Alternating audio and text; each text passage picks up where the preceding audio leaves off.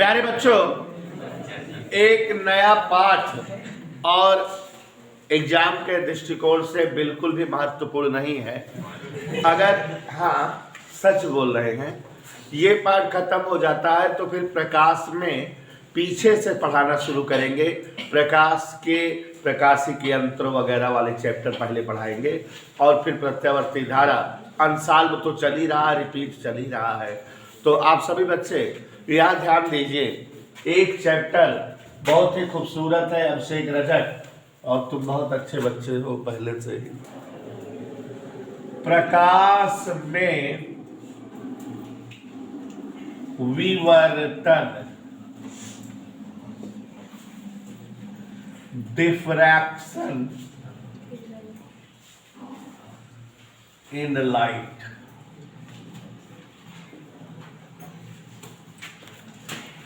प्यारे बच्चों, आप सभी से कहना चाहूँगा और समझाना भी चाहूँगा कि आप लोगों ने एक चैप्टर पढ़ा था प्रकाश की तरंग प्रकृति, और तरंग प्रकृति के लेसन में आप जो है चाचा हाइगेंस से मिले थे, जिन्होंने ये बताया था कि किसी भी प्रकाश स्रोत, कोई भी प्रकाश स्रोत हो बेटा, से जब प्रकाश बाहर निकलता है तो प्रकाश तरंगों के रूप में बाहर निकलता है, और ये तरंगे माध्यम के जो कण हैं उनसे टकराती हैं और माध्यम के कण तरंग गति करने लगते हैं। ऐसा हम सभी ने जो है रहमान चाचा पढ़ा प्रकाश की तरंग प्रकृति नामक लेसन में, कि प्रकाश किसी प्रकाश स्रोत से तरंगों के रूप में निकलता है, और ये तरंगिकाएं जब माध्यम के कणों से टकराती हैं तो माध्यम के कण फिर से तरंग गति करने लगते हैं। और उसी चैप्टर में हमने जो है आपको समझाया था तरंगाग्र।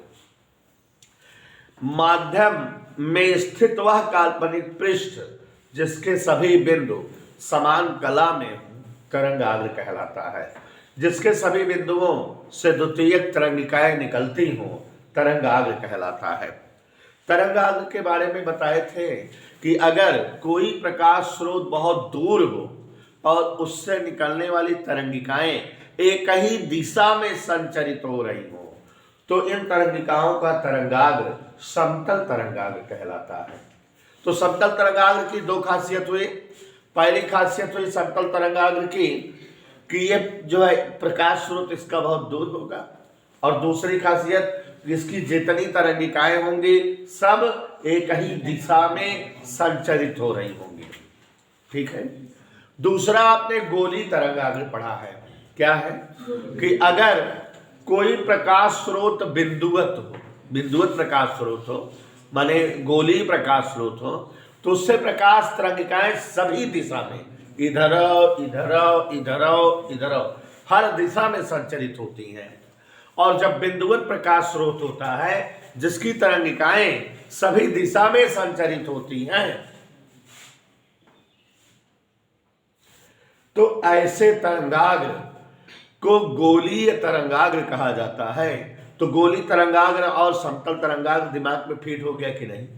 समतल तरंगाग्र मतलब जिसका प्रकाश स्रोत बहुत दूर हो और जिसकी तरंगिकाएं एक ही दिशा में चल रही हो, और गोली तरंगाग्र का मतलब जिसकी तरंगिकाएं सभी दिशाओं में चलती हो और जो बिंदुवत प्रकाश स्रोत से निकलता हो। तो ये सब हम लोग पढ़े हुए हैं, यहाँ जरूरत अभी पड़ेगी इसलिए बता रहे हैं। ठीक है। अब बच्चों, प्रकाश में विवर्तन, विवर्तन की घटना क्या है? प्रकाश में विवर्तन, आप लोगों ने प्रकाश की कई सारी घटनाओं से परिचित हुआ है, लेकिन यहाँ पिछले दो चैप्टर से हम प्रकाश की तरंग प्रकृति माने प्रकाश के तरंग संबंधित गुणों को बता रहे हैं, दिखा रहे हैं। शॉर्टकट में समझिए विवर्तन क्या है। अगर कहीं कोई नुकीला किनारा हो, चौकहा किनारा, जैसे जो है यशपाल जी सुई की नोक हो, क्या हो? सुई की नोक, चौकहा किनारा, सुई की नोक हो, या ब्लेड का ऊपर वाला हिस्सा हो, और हम ऐसे लग खड़ा रही सुई की नोक का, प्रकाश चाचा आवत रहा, जैसन सुई के नोक से गुजरे तो चटाए जाए तो लंगड़ाए लगी है, माने जैसे जात रहे वैसे थोड़ा झुक के चले लगी है। ऐसे तो है, तो यहाँ सही वैसे होता है कि जब प्रकाश तरंगिकाएं किसी तीक्ष्ण किनारों से गुजरती हैं, ब्लेड या सुई के नोक से गुजरती हैं, तो वे आंशिक रूप से मुड़कर चलने लगती हैं, थोड़ा सा मुड़ के चलने लगती है। यही घटना प्रकाश में विवर्तन कहलाती है। माने स्नेहा बेटा, अगर जो है हम आपके सामने ऐसे रिप्रेजेंट करें, कोई एक सुई की नोक हो, प्रकाश तरंगिकाएं ऐसे आ रही हैं, इन तरंगिकाओं का मार्ग इस तरह से होना चाहिए, लेकिन जैसे तीक्ष्ण किनारों पर गुजरे प्रकाश तरंगिकाएं ऐसे ऐसे चलने लगे। आप देख रहे हो कि प्रकाश तरंगिकाएं आंशिक रूप से मुड़कर चलने लगी, ठीक है ना। तो जब प्रकाश तरंगिकाएं किसी तीक्ष्ण अवरोध से होकर गुजरती हैं, किसी तीक्ष्ण अवरोध से होकर गुजरती हैं, तो आंशिक रूप से, आंशिक बोलना जरूरी है माने थोड़ा, से मुड़ जाती हैं, और यही घटना प्रकाश में विवर्तन या डिफ्रेक्शन ऑफ लाइट कहलाती है। तो प्रकाश तरंगिकाओं का, ध्यान सुनना, प्रकाश तरंगिकाओं का तीक्ष्ण किनारों से होकर गुजरना तथा आंशिक रूप से मुड़ जाना, यही घटना प्रकाश में विवर्तन कहलाती है। इधर क्लियर, समझ में आई। अब बेटा यहाँ जब हम विवर्तन करते हैं, चूंकि तरंग प्रकृति का लेसन है, तो हम विवर्तन जब करते हैं तो तीक्ष्ण किनारों के लिए सुई या ब्लेड को नहीं इस्तेमाल करते। क्या बोले, हम समझ रहे हो? तीक्ष्ण अवरोध या तीक्ष्ण किनारों के लिए सुई या ब्लेड का इस्तेमाल तो करते क्या है, हम लोग मोस्टली कांच की एक आयताकार प्लेट ले लेते हैं, बायो की भाषा में स्लाइड, ठीक है, और इस प्लेट पर सुई या पिन से बीचों बीच में खुरुच देते हैं, दबा के, बिना दबा के। माने जब खुरचेंगे तो क्या हो जाएगा, स्क्रैच पड़ जाएगी इस पर, कि होल हो जाएगा, स्क्रैच पड़ जाएगी। लेकिन फिजिक्स की भाषा में हम ये समझेंगे कि इस पर होल हो गया। ऐसा होल हुआ है जिसका व्यास बहुत कम है, माइक्रोन या एंगस्ट्रॉम में है, which can not be visible, जो दिखाई देने योग्य नहीं है खुली आंखों से। लेंसा लगाओ तो दिखेगा, ठीक है। तो ये जो है स्लाइड पर जो आपने रेखा छिद्र बनाया, इसको हम जो है समझेंगे यहाँ पर सुई या जो है ब्लेड के स्थान पे, माने इसे हम विवर्तनकारी प्रतिरोध कहेंगे, माने जिससे विवर्तन बनेगा। और बच्चों इस चैप्टर में जैसा कि आप अब जान गए विवर्तन क्या है, परिभाषा बताऊं विवर्तन की, प्रकाश तरंगिकाओं का तीक्ष्ण अवरोध से होकर गुजरना और आंशिक रूप से मुड़ जाना प्रकाश में विवर्तन कहलाता है। लेकिन इस चैप्टर में विवर्तन हम लोग जब करेंगे तो विवर्तन के लिए हमें 3 चीजों की आवश्यकता होगी। विवर्तन के लिए क्या चीजों की आवश्यकता होगी, पूछो कौन कौन, पूछ लेंगे। तो ध्यान दो, इस चैप्टर में जब भी हमें विवर्तन देखना या दिखाना रहेगा तो there will be required of 3 topics, 3 चीजों की जरूरत होगी। सबसे पहली चीज जो जरूरी है वो है प्रकाश स्रोत। क्यों? क्योंकि जब तक प्रकाश स्रोत नहीं रहेगा प्रकाश तरंगिकाएं कहां से बनेगी। तो सबसे पहले किसकी जरूरत पड़ेगी बेटा, प्रकाश स्रोत की, जिससे प्रकाश तरंगिकाएं निकलेंगी। और दूसरा जो सबसे इंपॉर्टेंट टॉपिक है जरूरी, वो है हमको रेखा छिद्र की जरूरत होगी, माने कांच की एक स्लाइड होगी जिसमें सुई या पिन से दाब लगाकर बीचों बीच में खुरचे रहेंगे और इसी से होकर जो है प्रकाश तरंगिकाएं निकलेंगी तो आंशिक रूप से मुड़ जाएंगी, और ये जहां जो है दिखेंगी, प्राप्त होंगी, उसकी भी तो जरूरत होगी। माने हम एक पर्दा लगाए रहेंगे जिस पर जो है ये विवर्तन दिखेगा। हमको समझ में आना चाहिए कि ये तरंगिका यहां जानी चाहिए थी, लेकिन ये यहां आ गया। ये जो दिखा इसे विवर्तन प्रतिरूप, माने हमने विवर्तन की घटना देखी। क्या है ये? और ये विवर्तनकारी अवरोध, विवर्तनकारी अवरोध। ये ना होता तो विवर्तन ना होता। ये विवर्तन का दाता है, जन्मदाता, इसी से तो विवर्तन हुआ है। और ये प्रकाश स्रोत है जिससे निकली प्रकाश तरंगिकाओं का विवर्तन हुआ। और मोस्टली हम लोग प्रकाश स्रोत जब इस्तेमाल करेंगे तो एक वर्णी प्रकाश स्रोत का इस्तेमाल करेंगे। कैसे प्रकाश स्रोत का इस्तेमाल करेंगे? तो बेटा ये पूरी विवर्तन की घटना आपको बोर्ड पर दिख गई। ये क्या है? जिस एक वर्णी प्रकाश स्रोत, माने एक कलर का प्रकाश निकल रहा है यहां से, एक वर्णी प्रकाश स्रोत है। यहां से क्या उत्सर्जित हो रही है? प्रकाश तरंगिकाएं। और ये क्या है? मार्ग में रख दिए इन तरंगिकाओं के विवर्तनकारी अवरोध, माने एक स्लाइड या रेखा छिद्र जिससे होकर जब प्रकाश तरंगिकाएं गुजरेंगी तो उनका विवर्तन होगा। और ये क्या रहती है बेटा? पर्दा, जिस पर विवर्तन दिखेगा, प्राप्त होगा, विवर्तनकारी प्रतिरूप जिस पर मिलेगा या महसूस होगा। तो अब तो विवर्तन समझ में आ गया स्पेशली। तो there will be required of 3 topic in the घटना ऑफ विवर्तन। विवर्तन की घटना में कई चीजों की जरूरत होगी। बिना प्रकाश स्रोत के प्रकाश तरंगिकाएं आप नहीं बना पाओगे, और प्रकाश तरंगिकाओं का ही विवर्तन देखा जाता है। और विवर्तनकारी प्रतिरोध या विवर्तनकारी अवरोध ही वह कारक है जो विवर्तन करेगा। अगर ये नहीं रहेगा तो विवर्तन होगा ही नहीं। बोलो हाँ सर।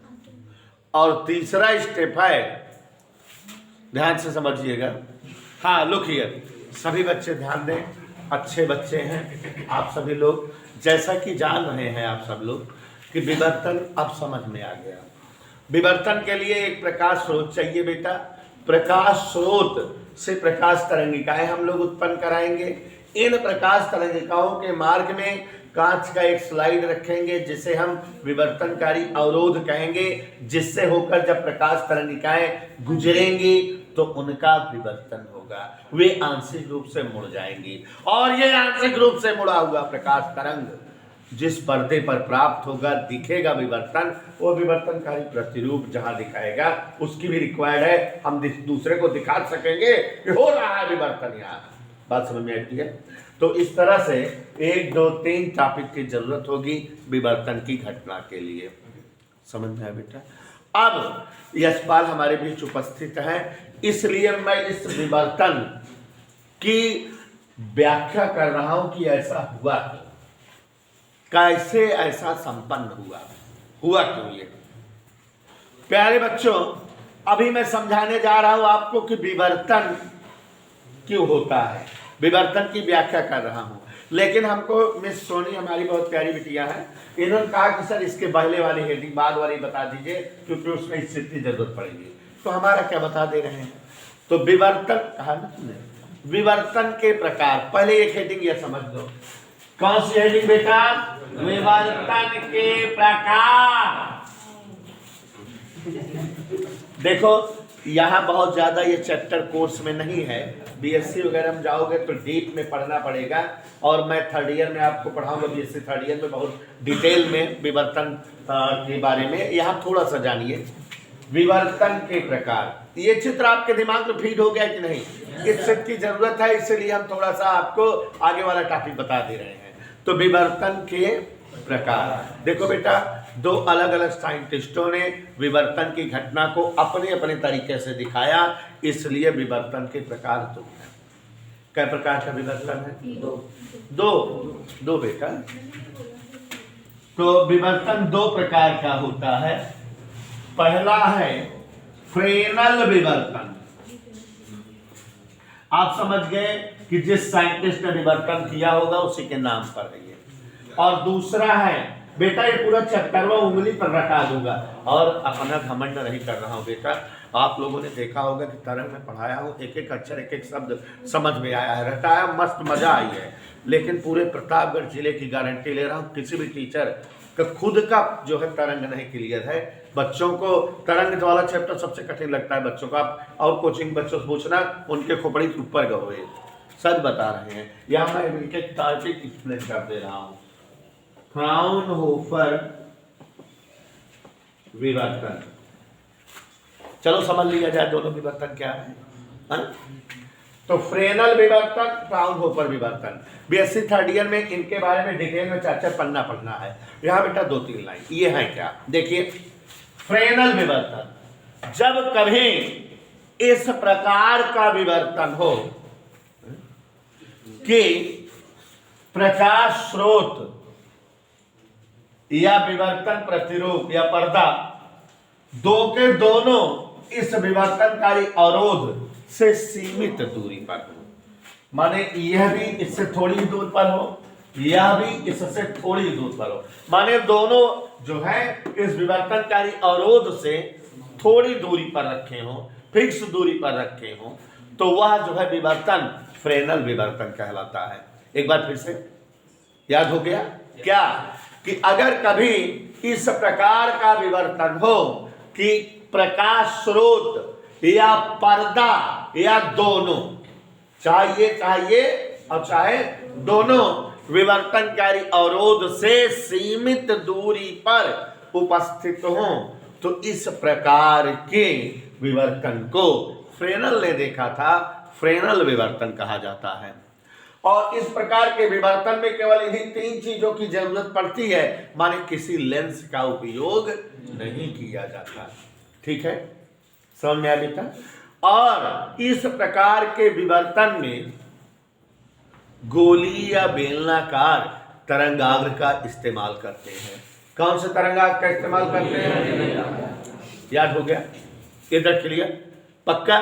बस इतना 3 लाइन बताओ क्या है, क्या बताओगे उसने है, वह विवर्तन जिसमें प्रकाश स्रोत या पर्दा या दोनों विवर्तनकारी अवरोध से सीमित दूरी पर हो, उसे ही हम क्या कहते हैं। और इस प्रकार के विवर्तन में कोई भी लेंस का प्रयोग और हमेशा गोली या बेलनाकार तरंगाग्र का प्रयोग किया जाता है, माने यहां से जो तरंगाग्र आता है वो गोली या बेलनाकार तरंगाग्र रहता है। आपाती तरंगाग्र गोली या बेलनाकार होना चाहिए, याद हो गया। अब एक उल्टा उल्टा बोल दे तो फिर फ्राउनहोफर विवर्तन हो जाए। एक ऐसा विवर्तन या विवर्तन की वह घटना जिसमें प्रकाश स्रोत या पर्दा या दोनों विवर्तनकारी अवरोध से अनंत दूरी पर हो, माने ये दोनों के दोनों बहुत दूर हो, तो इसी प्रकार के जो है विवर्तन को हम फ्राउनहोफर विवर्तन कहते हैं। और इस प्रकार के विवर्तन में 2 लेंसों की आवश्यकता पड़ती है। चूंकि ये बहुत दूर है तो यहाँ एक लेंस रख दिया जाता है प्रकाश स्रोत और विवर्तनकारी पर्दे के बीच में, कि यहाँ से प्रकाश तरंगिकाएं आएंगी और अनंत से आ रही हैं तो समांतर केंद्रित होंगी इस पर, और एक लेंस यहाँ रख दिया जाता है विवर्तनकारी अवरोध और पर्दे के बीच में, कि ये तरंगिकाएं जहाँ इकट्ठा होंगी मिलेंगी वहाँ फ्रिंज प्रतिरूप बनाएंगी। इधर क्लियर।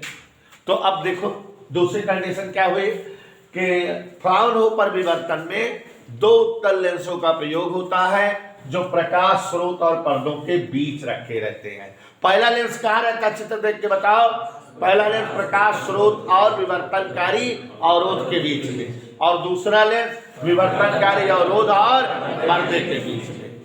और इस प्रकार के विवर्तन में प्रयुक्त तरंगाग्र, आपाती तरंगाग्र समतल तरंगाग्र होता है, बस दैट्स इट। तो कई प्रकार का विवर्तन होता है, कौन कौन, फ्रेनल विवर्तन और क्वेश्चन पूछता है 1 नंबर का कि फ्राउनहोफर विवर्तन में लेंसों का प्रयोग होता है कि नहीं, तो आप बता लोगे। कि फ्राउनहोफर विवर्तन एक ऐसा विवर्तन है जिसमें प्रकाश स्रोत या पर्दा या दोनों विवर्तनकारी अवरोध से अनंत दूरी पर है। उस जो है विवर्तन को हम फ्राउनहोफर, और इस विवर्तन में लेंसों का उपयोग किया जाता है। दो लेंस इस्तेमाल होते हैं और इस विवर्तन में आपतित तरंगाग्र, समतल तरंगाग्र होता है।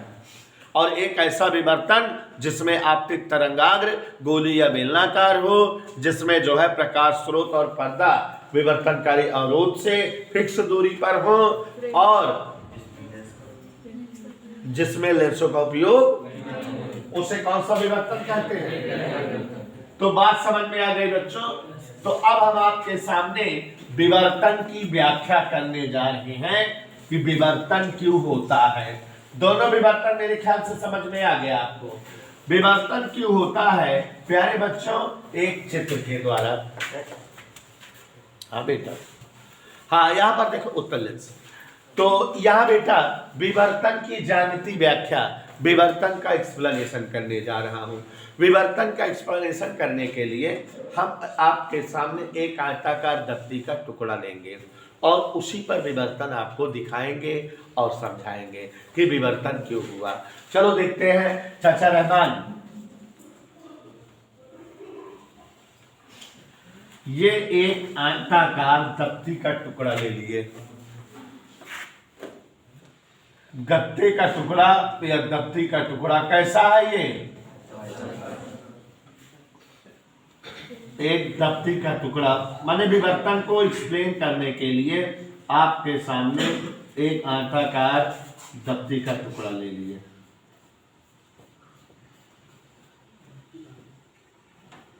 मजेदार समझा रहे हैं, ध्यान समझा। कोई एक आयताकार दफ्ती का टुकड़ा है, नाम इसका रख दे रहे हैं XY। इसके बीचों बीच में एक होल कर दे रहे हैं।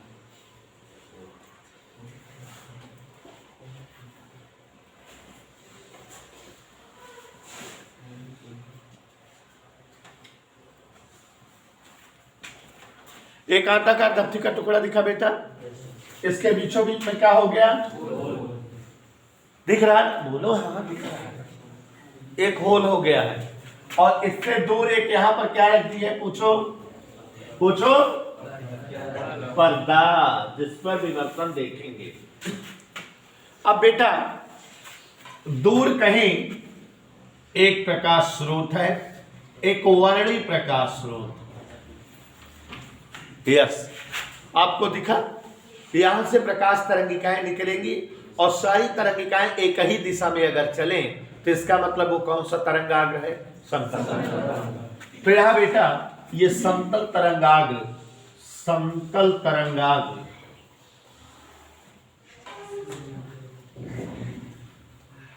तरंगाग्र जान रहे हो ऐसे ही बनता है।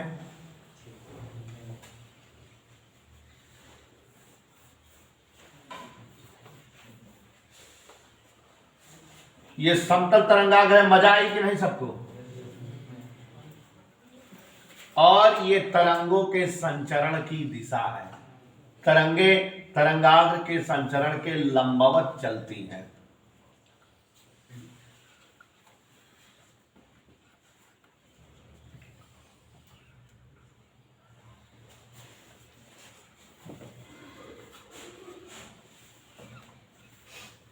दिखा? दिखा कि नहीं दिखा? ढेर सारी तरंगे बना दिए हैं। इन्हें थोड़ा मोटा कर देना, केवल तरंगिकाओं को मोटा करना। ये तरंग के चलने की दिशा को, इधर वाली लाइन मोटी मत करना।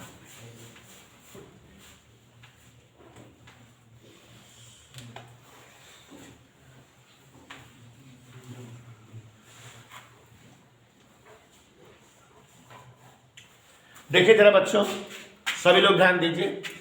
XY एक आयताकार क्या लिए हैं? दफ्ती का टुकड़ा। बोलो, इसके मध्य में क्या रखे हैं? एक क्षेत्र O।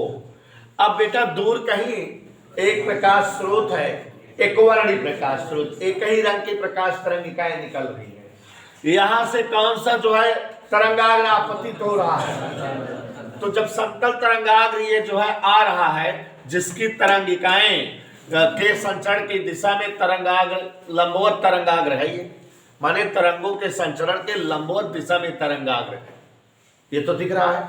और सभी तरंगे एक ही दिशा में चल रही है कि नहीं? ये किस पर आपतित हो रहा है? इस दफ्ती के टुकड़े पर। आपको चित्र दिखाई दे रहा है और समझ भी गए कि ये वाली तरंगिका यहाँ टकराएगी, टकरा परावर्तित हो जाएगी, ये वाली तरंगिका यहाँ टकराएगी, टकरा परावर्तित हो जाएगी, ये वाली तरंगिका यहाँ टकराएगी, टकरा परावर्तित हो जाएगी, ये वाली तरंगिका यहाँ टकराएगी, टकरा कर परावर्तित हो जाएगी। माने जब जो है प्रकाश स्रोत से समतल तरंगाग्र संचरित होता है दफ्ती के टुकड़े पर, जिसके संचरण की दिशा तरंगों के चलने के लंबवत हो, तो इसके अधिकांश तरंगे दफ्ती के टुकड़े से टकराकर परावर्तित हो जाएंगी। ज्यादातर तरंगे दफ्ती के टुकड़े से टकराकर क्या हो जाएंगी? लेकिन वह तरंग जो छिद्र के सीध में होगी, ये तरंग कैसे है? जो तरंग छिद्र के सीध में होगी वो छिद्र से होकर बाहर निकलेगी। Is that clear? ऐसे आगे जाना चाहिए। तो ये तरंग जब छिद्र से होकर बाहर निकलेगी तो हाइगेंस का द्वितीयक तरंग सिद्धांत याद करो।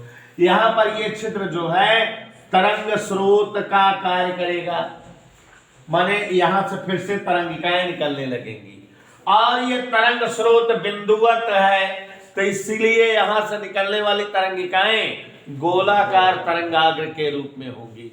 माने वो तरंगिकाएं सभी दिशाओं में संचरित होंगी और प्राथमिक तरंगिकाओं के वेग से संचरित होंगी।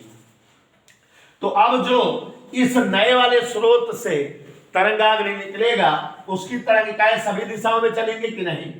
और सभी दिशाओं में एक समान रूप से चलेंगी, और इनके चलने के जो है वेग प्राथमिक तरंगिकाओं के वेग के समान होगा, ऐसा हम जानते हैं।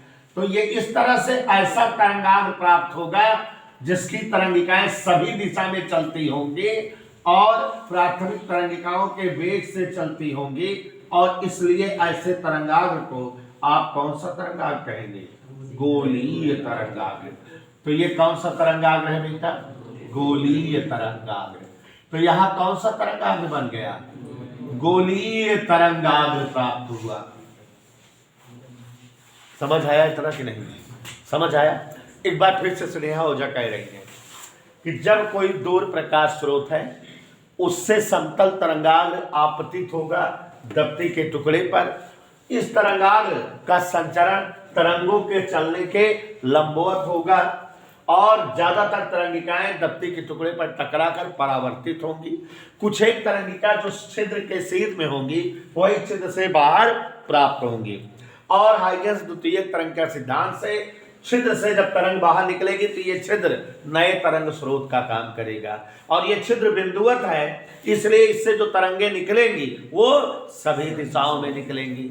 और जब सभी दिशाओं में तरंगे निकलेंगी और इन्हीं तरंगिकाओं के वेग से निकलेंगी, तो यहाँ जो तरंगाग्र बनेगा वो कैसा तरंगाग्र रहेगा? तो अब आप समझो कि जब कोई तरंगिका रेखा छिद्र से होकर गुजरी तो वो ऐसे भी प्राप्त हो रही कि नहीं? माने आंशिक रूप से मुड़कर मिल रही है कि नहीं? मिल रही है मुड़कर कि नहीं? और यही घटना प्रकाश में विवर्तन होता। तो ये आप समझ गए कि जो है विवर्तन की घटना ऐसे ही जो है प्राप्त होगी, या ऐसे विवर्तन की घटना दिखेगी आपको। ये पर्दा थोड़ा नजदीक बना दिया।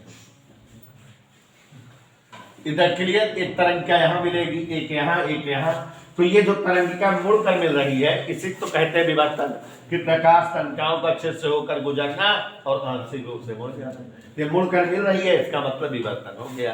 तो इसलिए विवर्तन हुआ। ये विवर्तन की व्याख्या है। एकल झिर्री के द्वारा विवर्तन प्रतिरूप प्राप्त करना। प्यारे बच्चों, बहुत ही जो है महत्वपूर्ण टॉपिक है इस लेसन का। एकल झिर्री के द्वारा विवर्तन प्रतिरूप बनाना। झिर्री के द्वारा विवर्तन प्रतिरूप प्राप्त करना। इसके लिए बेटा करते क्या है? एक ऐसे लैंप की कल्पना करते हैं जिसका फिलामेंट ऊर्ध्वाधर हो। क्या कर रहे हैं आप सभी लोग, ध्यान दीजिए जरा। एक ऐसे लैंप की कल्पना कर रहे हैं, थोड़ा सा चित्र बना रहे थे, ध्यान सुनिए। एक ऐसे लैंप की कल्पना कर रहे हैं जिसका फिलामेंट ये कैसे दिख रहा है, ऊर्ध्वाधर। ये इसका जो है फिलामेंट ऊर्ध्वाधर है। आपको दिखा सभी को, इसका फिलामेंट ऊर्ध्वाधर है। ये लैंप है तो इसका प्रकाश चारों तरफ प्रकाशित होगा, ये जान ही रहे हो।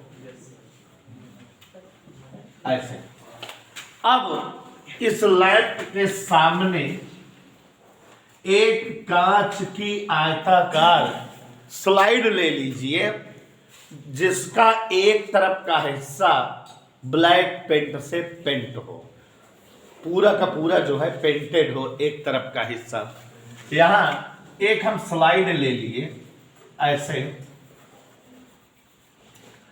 इस स्लाइड का बेटा एक तरफ का हिस्सा जो है, एक साइड ब्लैक पेंट से पेंटेड है, ओके। और दूसरे तरफ हम सुई या आलपिन से जो है दाब लगाकर, दाब मतलब समझ रहे हो, थोड़ा दबाकर खुरच दे, माने इस पर जो है रेखा छिद्र बना दें। बात समझ में आई सबको? इस पर क्या बना दें? यहां बीचों बीच में एक रेखा छिद्र बना दें।